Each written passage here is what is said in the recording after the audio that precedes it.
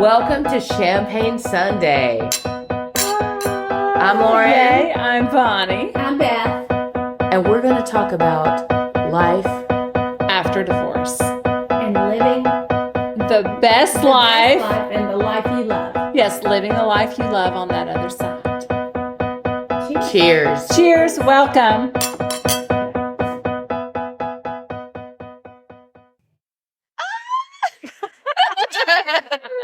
We decided we pop on air.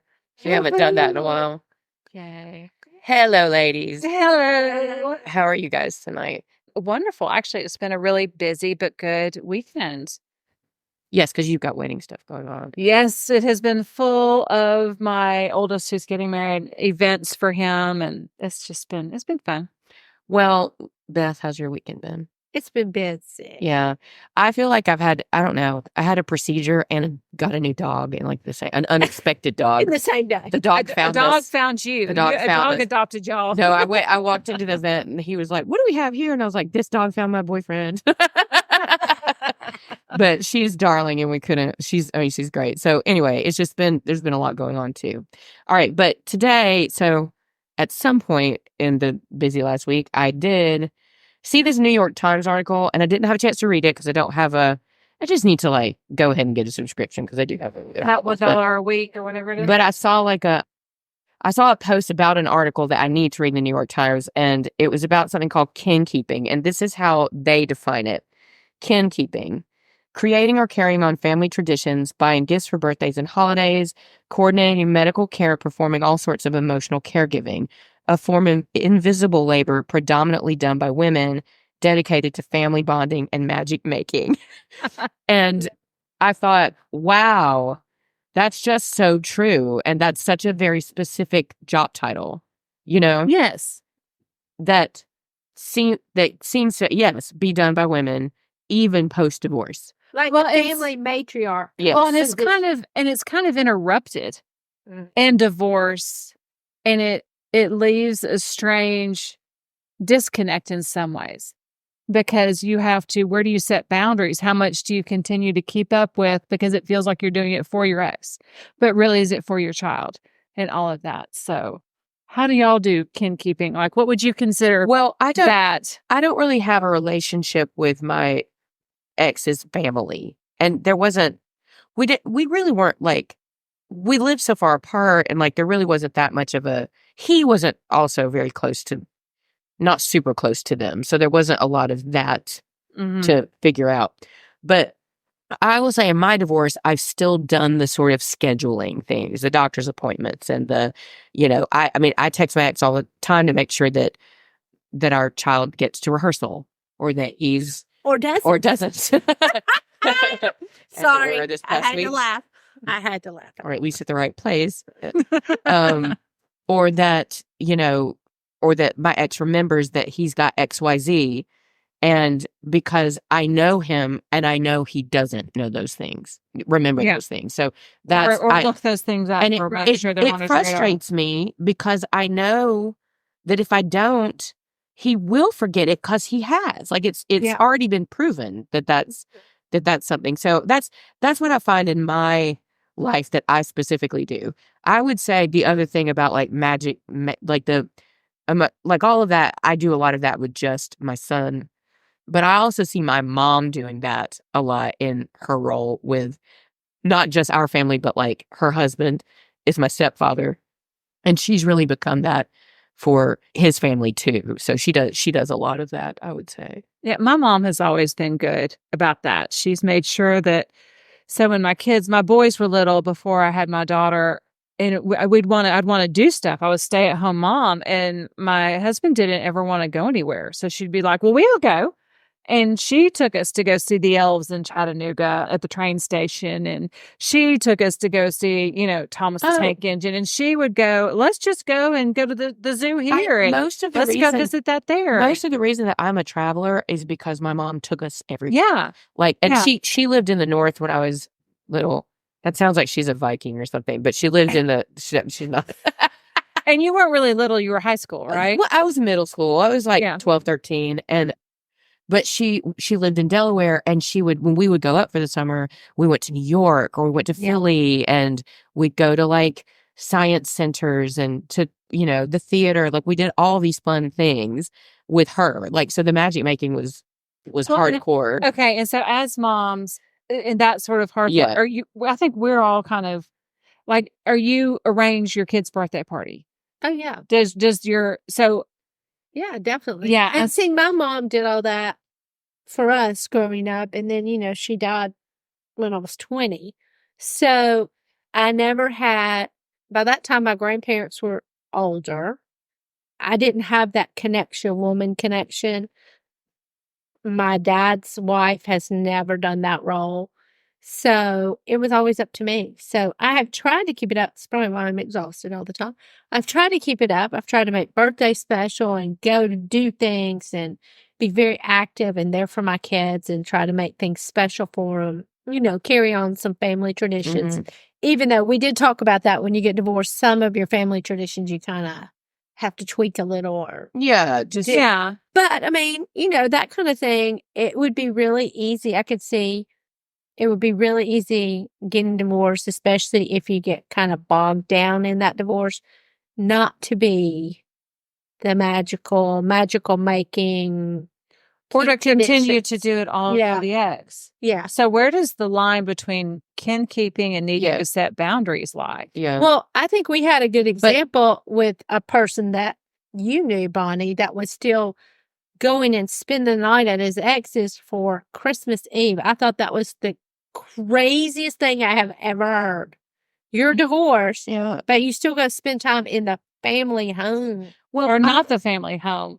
Her home. home. Yeah. Every moment that I think I'm not going to remind, him this time. I'm not going to remind him of the appointment or the whatever. I mean, we were at never mind. I'm not going to share that detail, but it's the not knowing. It's the he wouldn't know otherwise, and every time I think, okay, I won't do it, then I'm like, but that's at the expense of my kid. Well, that's the thing. Do you want your kid to miss out? No, I mean, prove a point? I would not do that. No, never. No. Well, I only had one real experience where and I don't know if it was kin keeping or drawing a boundary. So one Christmas, I planned everything with my family for my kids and I. Well, my ex didn't plan anything with the kids. He was expecting me to plan the things with the kids for him and say, okay, here's your time. And I didn't do that because I was drawing a boundary saying, okay, there's no longer my responsibility to manage your relationship with your children. Yeah. Now, granted, our children were older. They were high school and above at this point in time.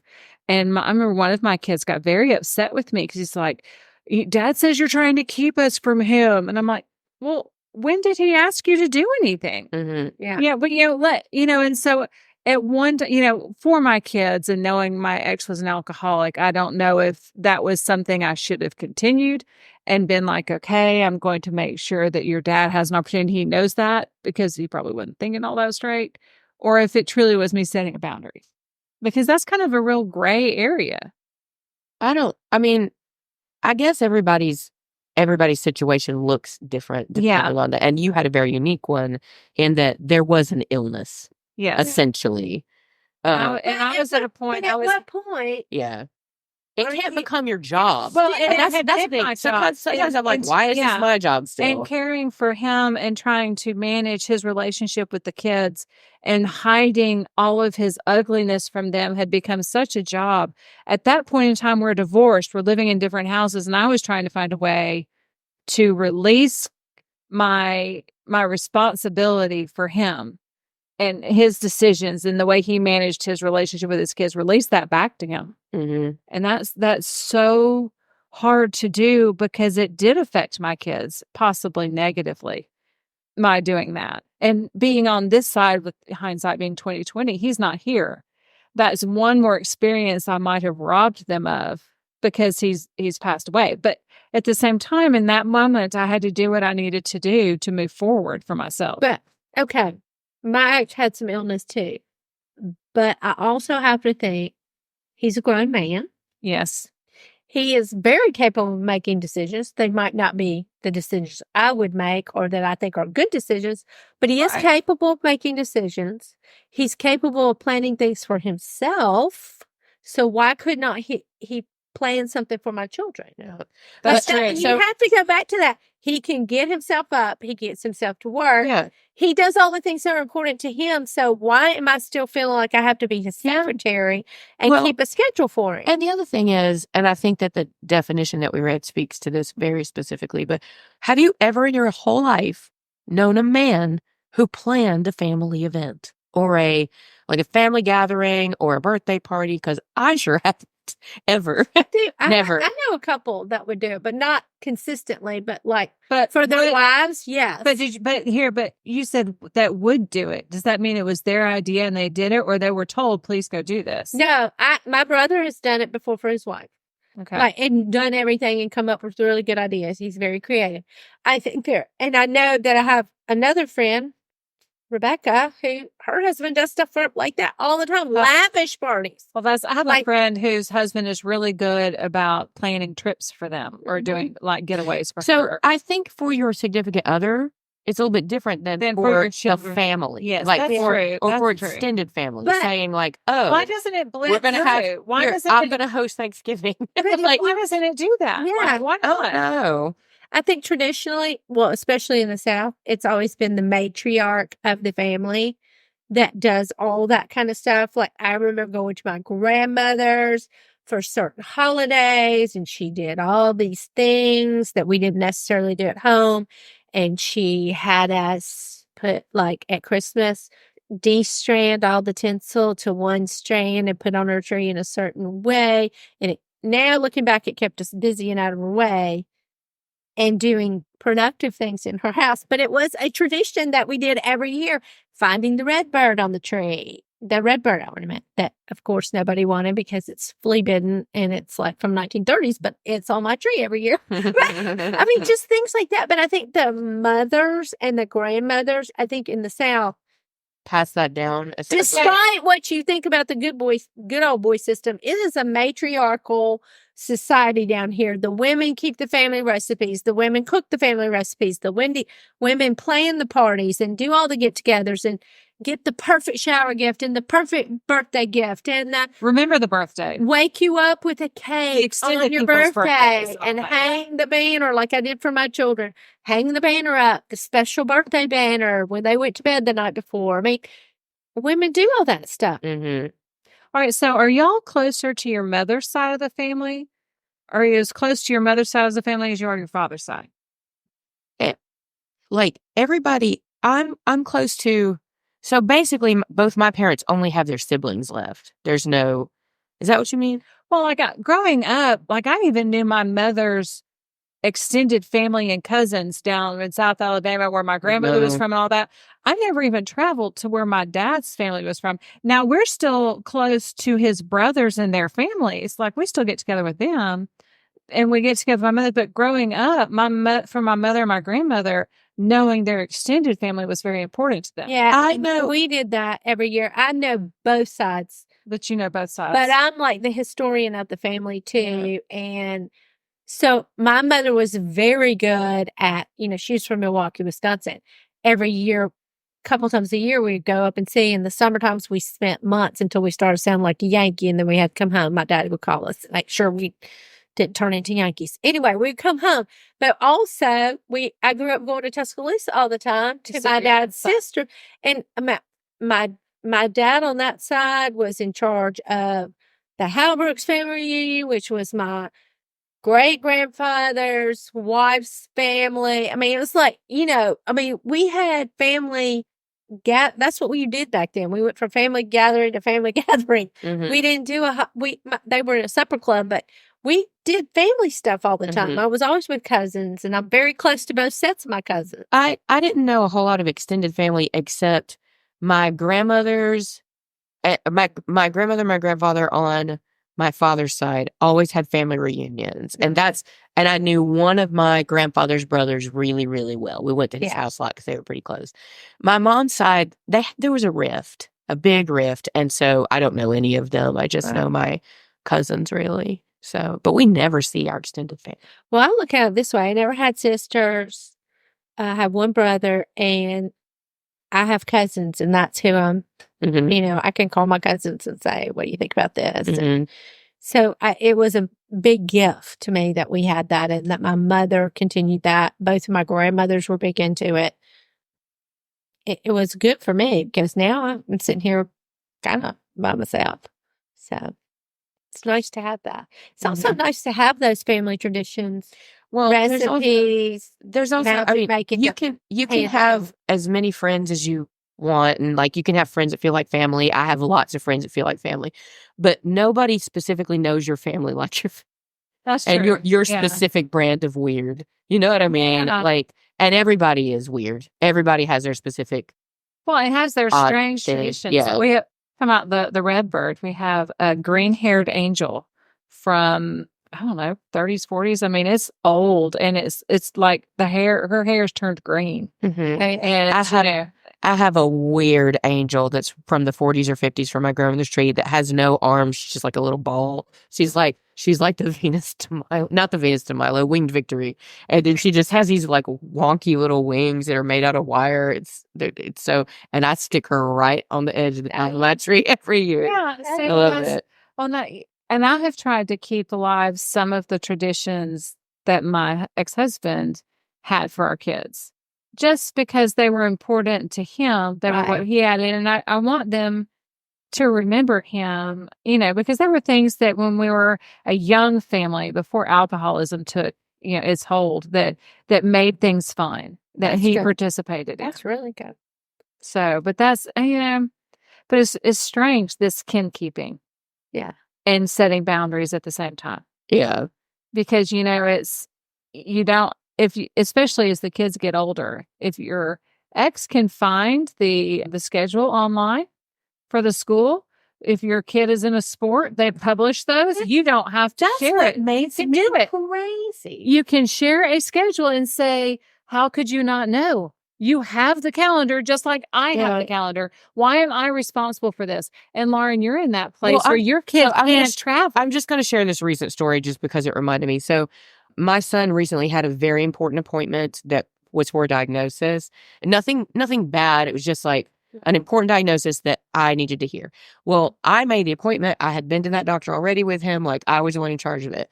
But it fell on a day that my ex had custody.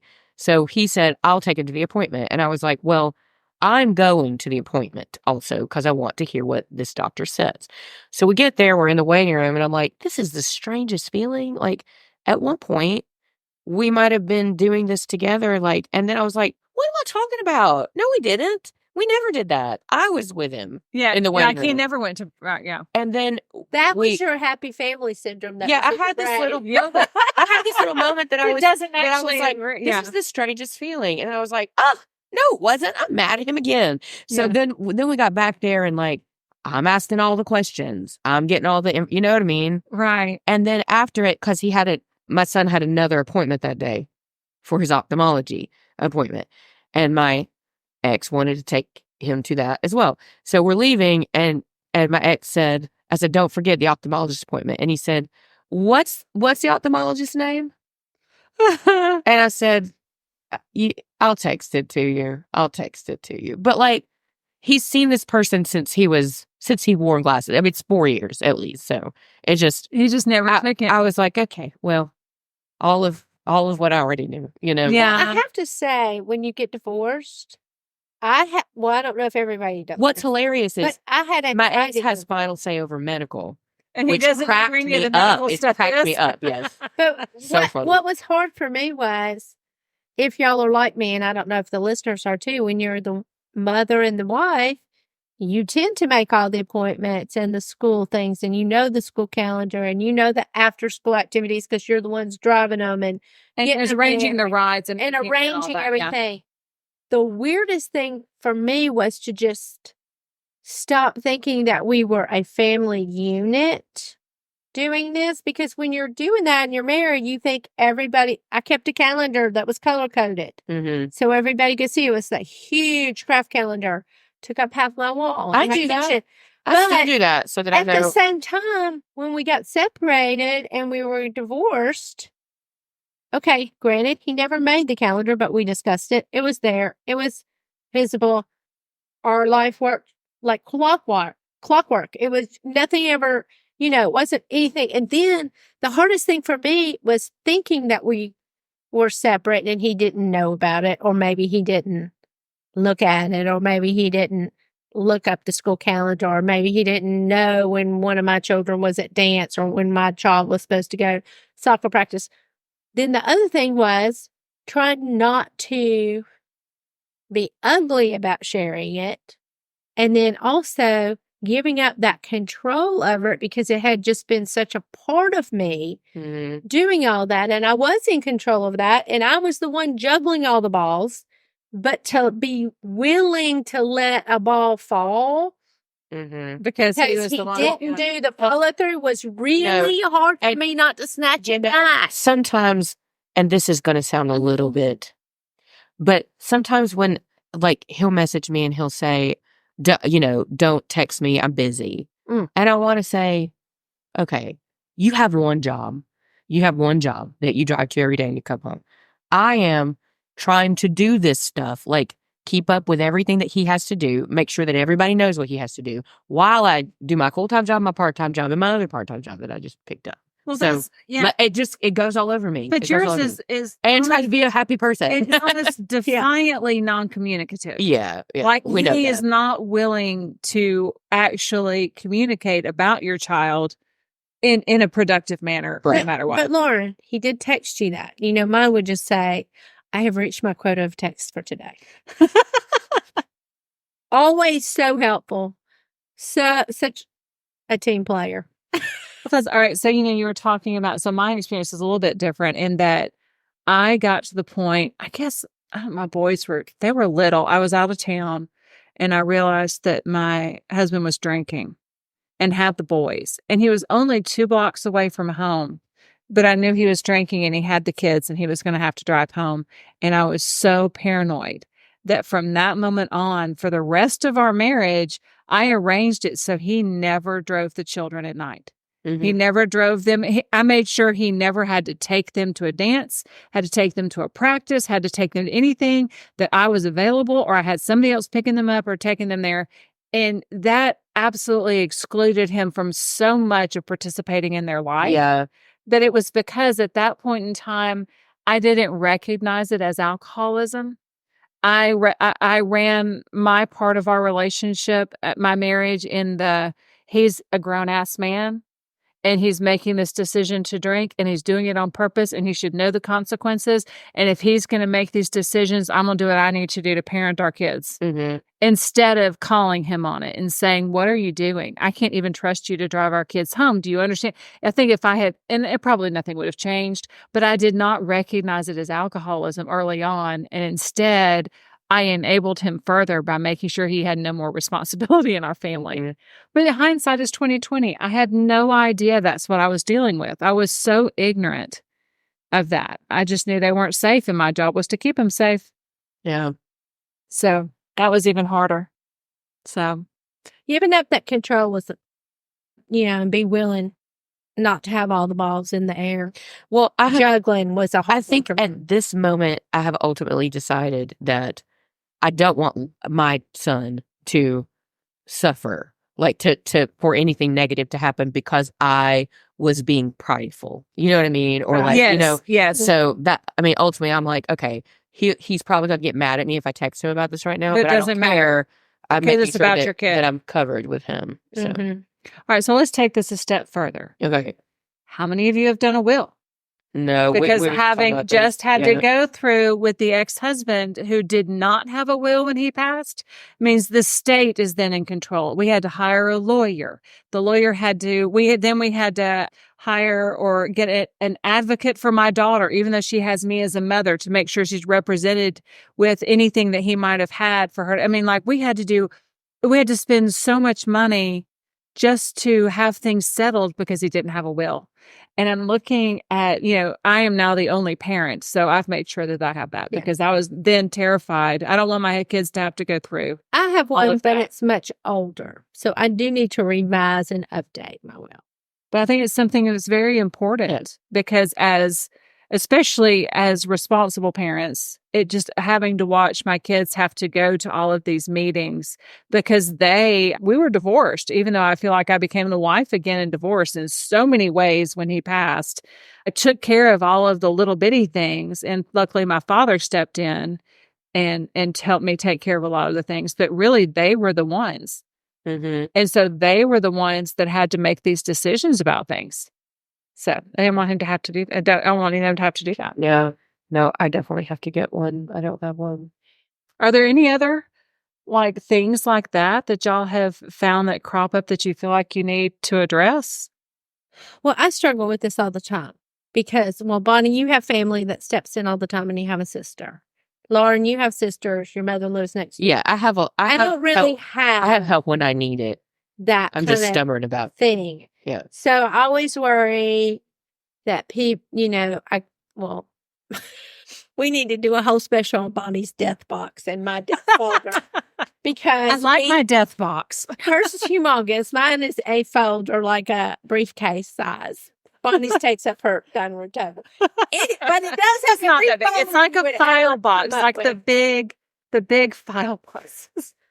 Anyway, I do have that because I struggle with if something happened to me, my kids would have to know passwords. They'd have to know where all the papers are. They'd have to know. So what accounts do you have? What accounts do you know? Exactly. What do you owe? Who do you owe? So what I are the keys to this? file. The keys to that? Everything is out, and it's actually in my office if y'all need it. I'm just going to tell you. Mine's right there, but there's nothing in it hasn't yet. made it into the folder yet because I'm sorting to make sure it's all updated, which, oh my gosh, it is overwhelming. And my one thing is, if I'm overwhelmed putting it together, how overwhelming would that be if it's not put together and my kids have to search for it? Yes. Would they even know where to search for it? Well, I have a friend whose father passed away ages ago, and she just found out he had another account she didn't know about. You know, it's not that there was hardly anything in it, but still, she didn't know it was out there. Yeah. So, these are crazy things. And it's tough to have to think about, but I've kind of reached like I said at the beginning of the episode, I had a procedure this week, and it's something that I'm going to have done every year. Like, it's just going to be a thing. But afterward, I started thinking about the fact that I probably need to just have some of that together. I mean, I'm young, relatively young, but it's about time to just start making sure that stuff is in place just in case. Well, for you just don't know. I mean, you just need to have yeah. Well, and I'm paranoid now because I'm the only parent. Yeah. You know, I'm my kid's only parent. So anything happen. I mean, this is it. I just feel like the only parent. Well, you are the only, but he's still here. Yeah. Is he? All right. So what is your favorite? Let's talk about just really quick, bring it back to the actual kin keeping. What is your favorite magic making thing you do for your kids? For any season, for anything, or just one memory where you were like, okay, I love that we did that or do that, or that's a tradition. My son and I, we love Disney. And I have been fortunate to get to go to Disney several times since he's in his life because I teach and we take groups a lot. And I hadn't even really been to Disney, but the first time we traveled, I was like, wait, this is really fun. So I've only taken him, just me and him, a couple of times, but that was one of the big things I did like that first year after the divorce was we had like a mommy son trip to Disney that was great. So I want to try to do that every once in a while. And then, just I can't think of on the daily specific things, but we movie a lot together. We love to go to the movies and basically just if he suggests a fun thing, we're generally gonna do it. You just go with the flow. Or if he gets an idea. You went to a movie today that way. Yeah. He came over to church. He said, of course, his little brain was like, "Mommy, this movie came out on May the 17th. I'd like to go see it today." And I said, "Finish that book. We'll go at 2:50." And that's what we did. So, but we just kind of roll like that. Like if he's like, "Oh, I want to build something," we do that, Well, that's, and you have to think when our kids look back at their childhood, what are they going to remember? I don't want my kids to remember necessarily the alcoholic part of their dad. I want to remember that he coached their baseball team or he did other things, but I want them to remember me that we went and did stuff. We try to have a lot to whimsy. Yeah, I want it to be fun things. Yeah, I don't know if that's what. And like I always have like he and I we have like the advent calendar, and instead of at Christmas, which is my favorite holiday, I love Christmas, but during Advent, instead of like stuff in there, I'll put little things we're going to do. Oh, that's fun. So he's always so excited to look inside the advent calendar. And then, we have like Christmas Eve tradition. And I have very specific holiday things that we do. Yeah. And then we make like a summer to-do list of fun. We've already started talking about, because this is their last week of school. Yes, I was it is. Wait, what? So we always have like a summer fun list that we make, and we try to check that, box off. And so anyway, and like the nature of my life is to be in rehearsal. I'm in rehearsal for something 5 days out of the week, almost all the time, all the time, if you include music rehearsals and theater rehearsals and whatever. And he generally gets to go to those with me. So he has that sort of like imaginative experience of being in a theater setting, which I think is really, I grew up like that too. I grew up on gigs with my dad and in rehearsal with my mom. So that's cool. Those are my childhood memories. That's what we did. So anyway. Well, I do. Little things are like I hang a birthday banner on their birthday, even if they're not at my house. I do that. And we have special treats, and we do things at the holidays that are special. But the latest thing, because, I had my first child for almost 9 years by himself, and we'd had our own things that we did. And then I have this child, the second child. She gets the last 9 years by herself. So we do theater stuff all the time. We go and travel and do wherever, whatever play is playing. That's what we'll go do. And it has been very good for us. And we enjoy that. So I hope that's one thing. The funny thing is, when you were saying I hope my children have memories. The divorce was traumatic for them. The situation was traumatic for them. You hope that it's not as traumatic as you think, but like when I'll ask my older child, what do you remember about childhood? He's blocked out a lot. He doesn't remember. Yeah, my sister, my sister blocked out. He doesn't remember any. She doesn't remember Disney trips. He doesn't remember beach trips. He doesn't remember half of his travel soccer. Then I asked my daughter, and the early things that you would think that she remembered, Disney, she don't remember any of that. She has no. So it's really weird for me, because I gave it 110% to make sure my children had a really fun childhood despite what we were doing, because that's what my mother did for us. But they still felt all of that anxiety. And they still have no memory of it. Isn't that weird? One of my children is the same, doesn't remember a lot the childhood, because it was walking on eggshells. And I thought I was protecting everybody, thought I was hiding it all, but no, I absolutely wasn't. They were absolutely in the thick of it. And I think what I hate is looking back going, I could have saved them. If I had known that they were feeling it all like that, then things might have been different. But I thought I was protecting them and doing what was best for them. And instead it was a little traumatic, I think. But so with my kids, I've tried to do, like I still do, adults do the Christmas things, the stockings and that. And I've tried to make sure I've traveled with each one of my kids and make their birthday special and all of that. But I don't know. I don't know if I necessarily. I can't wait till my son's old enough to really be my travel buddy. Yeah. Like really. It does get where fun we're going to go. there. Yeah. Yeah, it is fun.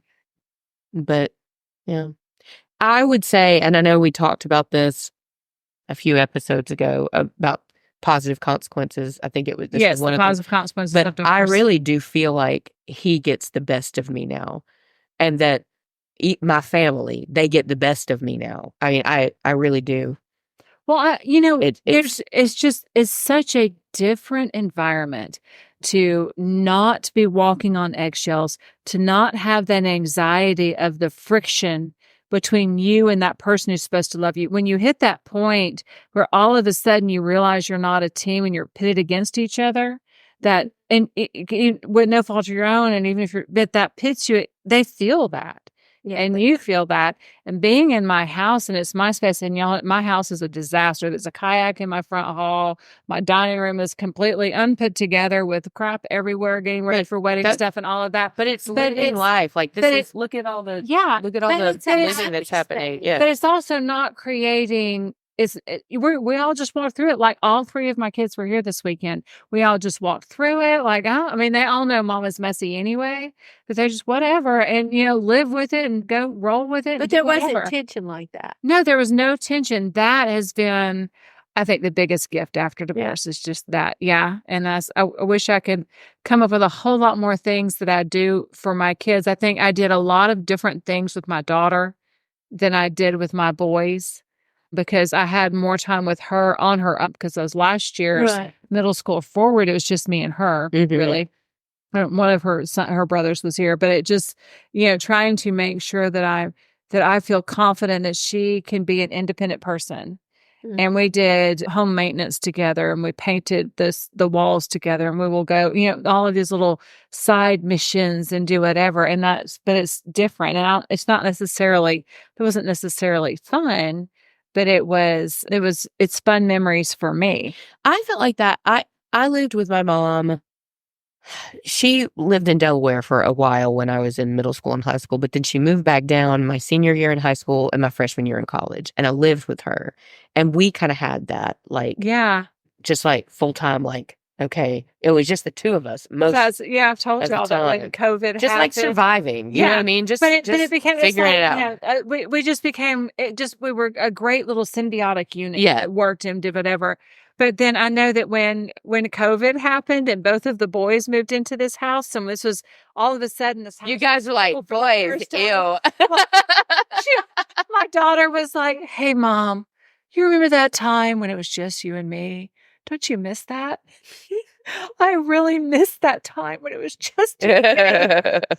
We're having a good time as that's right, because it's just you. Girls. Yeah, you've got. We have our own little routine. We do our own little dance, and it's good. And I hope that she will have that as her move forward with her daughter and her children. So, yeah, hopefully so. I know I've had a weekend full of. I was just trying to be available for my kids. I don't know if that'll end up being a fabulous Kinkeeping tradition or whatever, but if one of them says, "Hey, will you be my designated driver tonight?" Well, I think I'm like, "Yes, I will stay up till 3:00 in the morning to come get you. Just let me know." I will always volunteer. Can I just say, sometimes when it comes to family too, just like talking about family, that it's really important to know when you've reached a limit, like when you need to say no to something, even if it's a family thing. Like my mother's, we had done a lot. We had been. She was home. They're not always home, but they were home for a stay, and they had hosted a lot. And it was coming up on Mother's Day, and I looked at her and I said, "Do you want to do something for Mother's Day?" And she said, "No, not really. We've just done so much lately." I said, "Okay." Well, then my sister texted me, "We need to do something for Mother's Day." I said, "I really don't think that she wants to." And my sister's like, "Yes, she does." I said, "No, I'm telling you, she told me to my face that she doesn't really want to."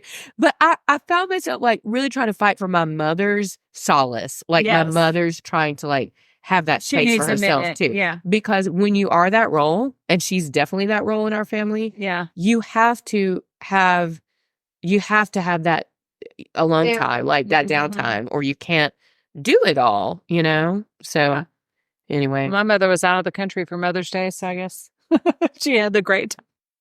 So, all right. Well, what are y'all doing this week to live the life you love?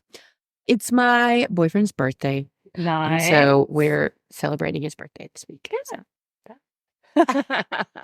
We're dressing up as different versions of him for his birthday party. Oh, that's so funny. That's funny. Well, my daughter is home. I just had both of the kids home this past weekend. It's the last week of school. So I do for graduation for the high school I used to teach at. I go and put all of the diploma covers on the table. That is my job, and I kept it even after I left the school. So I'll go do that. So that's kind of neat to see. I think it'll be the last group where I actually know kids until your daughter graduates. So that'll be interesting. So we are rolling into summer because it's my daughter's last week of school, and I've already put the foot down saying, we're not laying around here. We better go get back on the schedule at work. And so we'll see how that goes. And summer is short though. And I still we have 2 trips. It's just right at 2 months. Yeah, but we have 2 trips. We have a trip each month. Yeah. And so then I feel like, we're already planning, the class of 2025 is already planning stuff for next year. All the moms are already texting me. The senior supper club and doing yeah. So, it's already started. Like, I don't even get the 2 months. And that's for my daughter. She was home early May. So she'll be home May and June, and then she'll be gone to Spain for July before she goes back to school. And so I've told her she doesn't have to work because she worked at school during internship all that last semester, which was that was a lot. Wait, she's in Spain for month of July. Okay. So, yes, after the wedding. The Thursday after the wedding, she leaves. Oh, girls. All right. Well, y'all have the best week. Cheers. And y'all, good luck with all the kinkeeping this week. Oh, yes. The kinkeeping. The kinkeeping. We've learned a new word. It's fabulous. Thank y'all for joining us for Champagne Sunday. See you next week, girls. See you next week. Yeah, cheers. Have a good week. Cheers. Yes. Cheers.